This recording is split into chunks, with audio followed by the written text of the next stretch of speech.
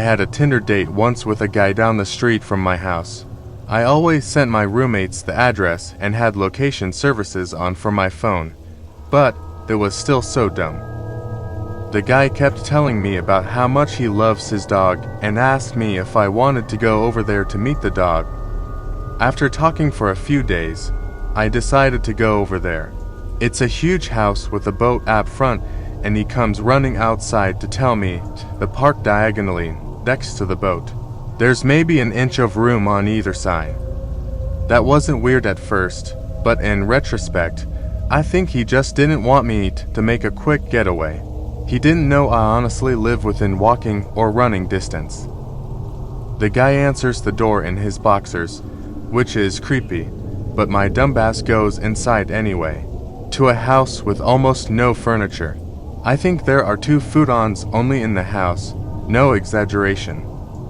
After talking for a while, I find out he's preemed and he's already categorized me as having low self-esteem and probably a traumatic childhood. And I start thinking, where is his dog? He keeps asking me if anyone is expecting me later tonight or if anyone knows where I am, and I started clutching my keys between my fingers like you do in parking lots at night. The questions are getting weirder and weirder. He wants to know my blood type. Where's my family from? Who do I live with? Finally, I ask him, where's your dog? He just smiles and continues with his questions.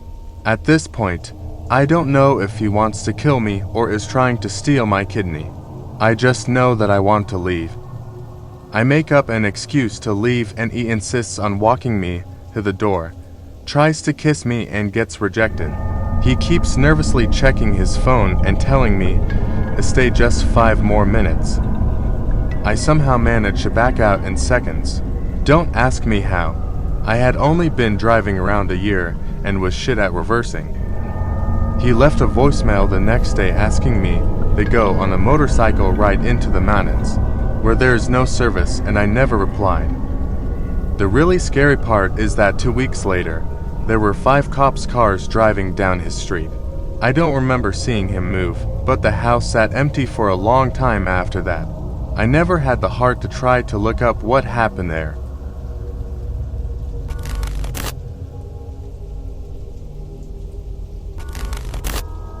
This happened to a friend of our friend not too long ago.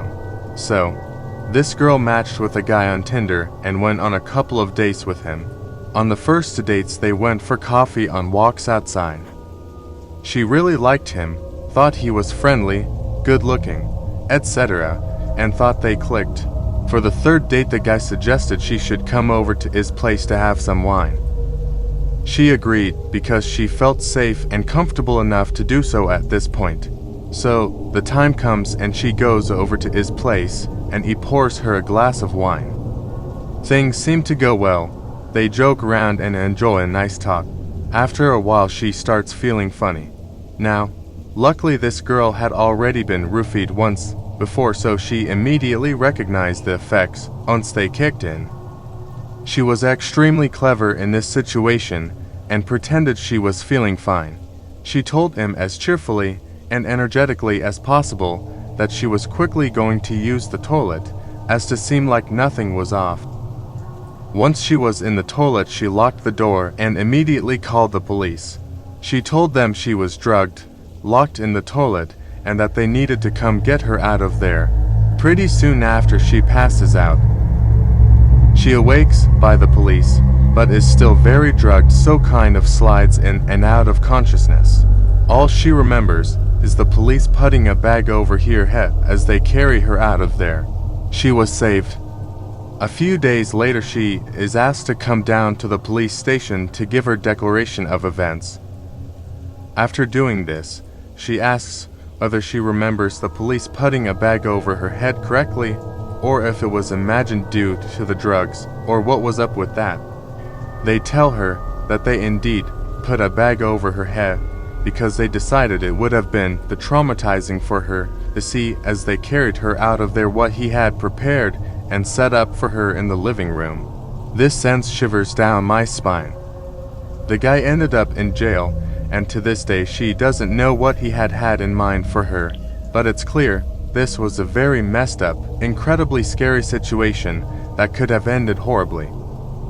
Please, please, please always let someone know when you plan on going on a Tinder date, even if you feel safe, even if it's not your first date. Always ask a friend to call and check up on you during and after to let someone know you're safe.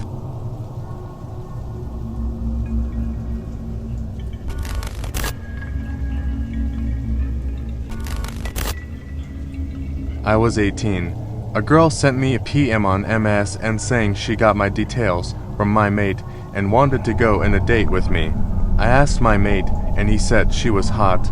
So after talking a bit I agreed to a date. I had seen a photo and she was attractive. I turned up to the cafe for the date and was approached by some girl I'd never seen with a baby. She then told me she was the girl. She looked nothing like her photo. She explained she thought I'd never go for someone who looked like her. Then she left her baby with me while she went to the toilet quickly. Alarm bells started to ring after 15 minutes. I asked a waitress to check on her. To my surprise, the waitress came back and said no one was in there. I looked around the cafe and she was gone. I hadn't noticed her leaving. I didn't have any of her contact details, and smartphones were not a thing, so I didn't have internet access.